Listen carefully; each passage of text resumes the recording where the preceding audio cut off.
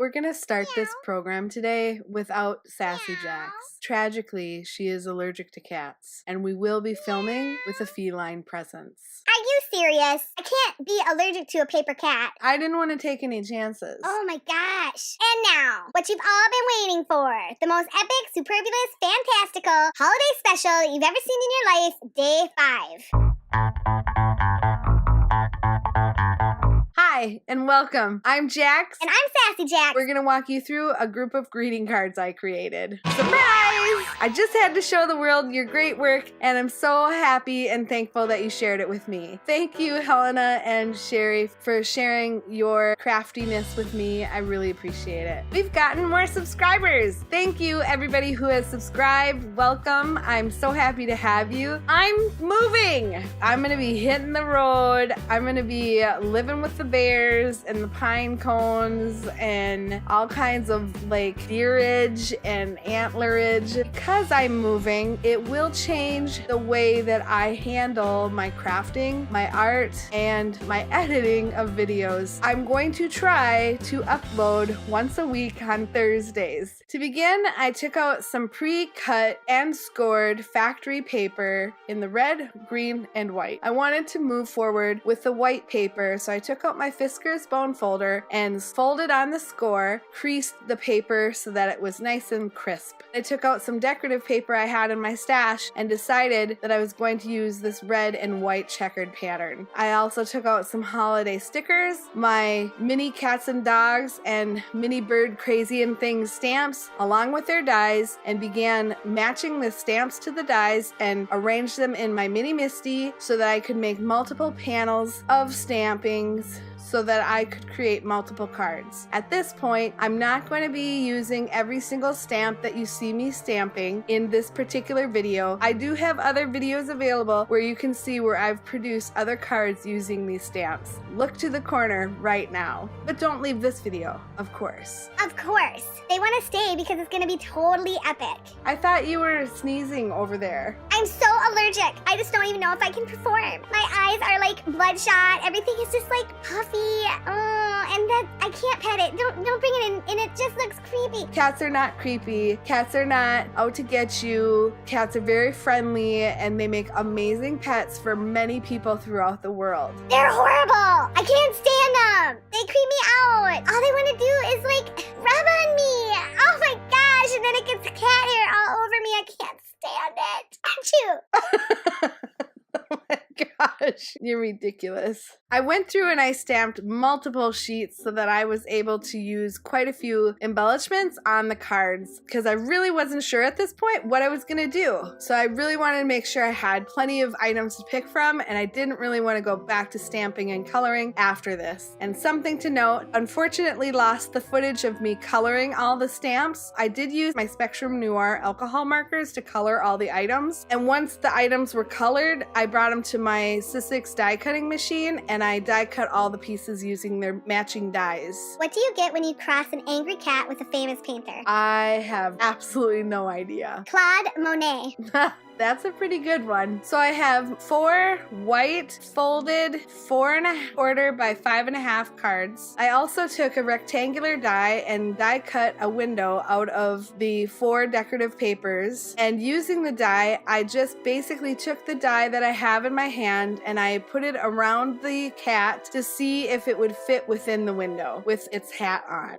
And this is the die number. It is a Sassy framelits and it's a 657908. I used the Santa hat and the candy cane from the Mini Bird Crazy and Things stamp set, and I used the cat from the Mini Cats and Dogs set. And the tricky part is trying to put them all on the same magnet sheet and then putting them back when you're done. I again pulled out my stickers and I made sure I had my foam tape at the ready, as well as my glossy accents and my Nouveau crystal drops in the ebony black. I didn't use the ebony black as much as I thought I would, but I did use it for one card, I believe. I began taking the foam tape and placing it on the decorative paper backs. I quickly realized that the decorative paper panels were not cut to 4 by 5 1/4. I wanted a white border around the panel, so in order to do that, I had to make sure that the panel was shorter than the card. The panels were the exact same size as the card, and I didn't realize that until after I'd already put the tape on. So I had to basically put the backing back on the tape that I'd already pulled off. I took out my Westcott titanium trimmer and I trimmed the decorative panels down to 4 and 5 1/4 to make sure that there was a white border around the decorative panels on the card. Once I had that completed with the panel with the tape, I took out all the other panels and I cut those out to size to make sure that there wouldn't be any issues. I had to be really careful to make sure that I took out the even amount from either side, otherwise I would have had a crooked window. Where do cats write down their notes? I'm not sure. On scratch paper. What do cats say when they get hurt? Tell me. Meow! And here I made my second mistake where I realized that there's nothing behind the window, and how am I gonna get anything inside the window if the cat is already there and I've already put down my tape? So here I'm starting to try and figure out, well, what the heck am I gonna put through that window? And I tried to tear it off the card, but I couldn't. The tape had already adhered and I was just gonna ruin the panel if I did it. So I start pulling out every kind of die cut that I had pre-cut before my crafting session. I pulled out stickers, trying to figure out what kind of decorative piece would work with a cat, and I'm still lost as to how I'm going to fix this and what I'm going to do on the inside, because there really wasn't a whole ton of options. But I took out the stamp that I had laying around and I thought that I was gonna make a landscape in the background of snow with some snowman stickers, but because I had already put the decorative panel on the card, I had to cover the decorative paper to make sure that the stamping that I put in the background was not gonna go on the paper. You would think that after all these months of crafting, I would not make these kind of blatant mistakes, but I do it all the time. And I try so hard to edit them out so I don't look like such a doofus all the time, but I seriously can't even handle a simple card. It just drives me crazy. Yeah, because you are crazy. Coming from the person who thinks that they're allergic to a paper cat. So I take out my ink blender and I put some broken china as my sky, and I don't even dip it into the ink. I just use what's ever left on the ink blender, and then I take out my iced spruce distress oxide ink. I stamp that up and I make the hills in the background for the snow. Then I take out the snowman stickers that are freaking amazing. I didn't know what I was going to use these on. These snowmen really work with this card. I also use those snowmen on my Cranes of Hope artist trading cards if you've ever seen one of those videos. If you haven't, you can check it out here. It's up in the corner right now. Once I place my cat onto the window and decide where I'm going to place the hat and everything, I decide, oh, you know what? The sky needs a sun. And I took out my sponge dauber with the mustard seed ink. I just used what was ever left on the sponge dauber from the last time I used it. I didn't dip it into anything because I just wanted it to be faint and not as bright, and I didn't want to mess it up, I guess. I think it turned out okay. I'm trying to figure out how to put like some sort of planking on the bottom of the window pane to make it look more like a window, but I decided it's a card. There doesn't need to be realism in every single thing. Who delivers presents to cats? I'm not sure. Who? Santa Claus. That was funny. I took out a white marker and started making snowflakes in the background. I did put a cut on the cat's paws so that it could sit behind the open portion of the flap, but it didn't really make a difference on the other cards. But here I'm just trying to figure out where I need to put the foam tape so that it sits on the ledge of the card and is supported. Instead of just doing it on every single one as I went, I decided to do all 4 at the same time, because that way I would have it right and not have to forget what I did the first time. And I'm so visual that this is the best way for me to not mess it up. I end up gluing down the tail, but later on I come and rip it right back up. Because that's the way it goes. What do you call a very poor cat? No idea. What? A pauper.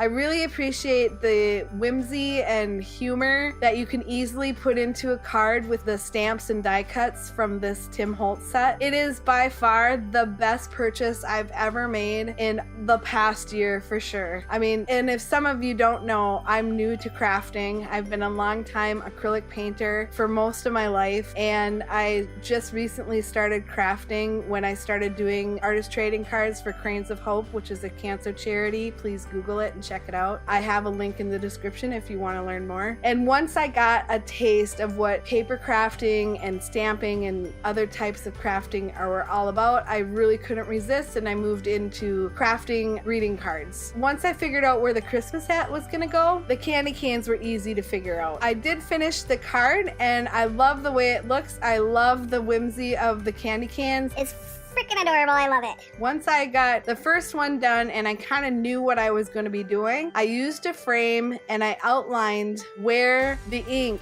should be so that I could create a landscape through the window without any issue. So I did that on the 3 card bases using broken china and iced spruce.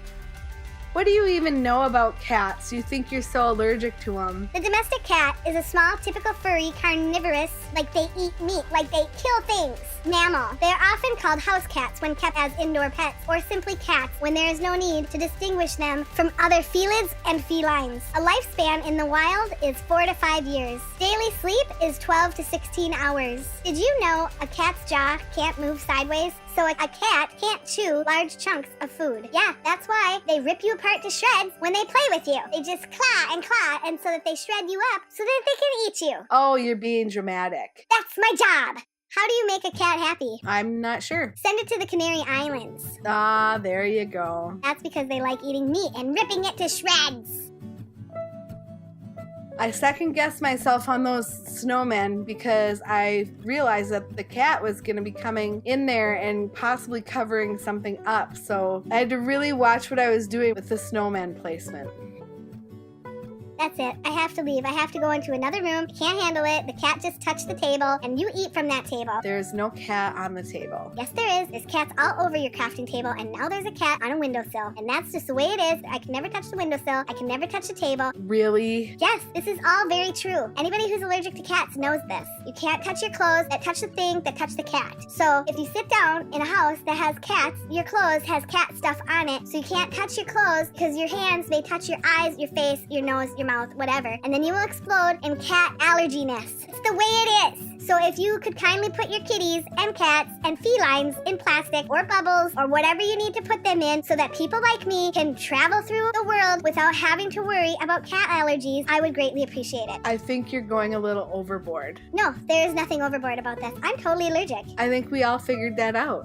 Well, I have to tell you, Sassy, when I was looking up some information about cats so that we could do this video, I ended up watching some cat videos, and it distracted me from looking up information about cats. And I thought they were rather funny, and I really enjoyed myself watching them. I'm sure you got an allergic reaction from watching the screen. Nope. I feel just fine. But I promise you, I won't touch the computer that touched the video, that touched the camera, that touched the air, that touched the cat.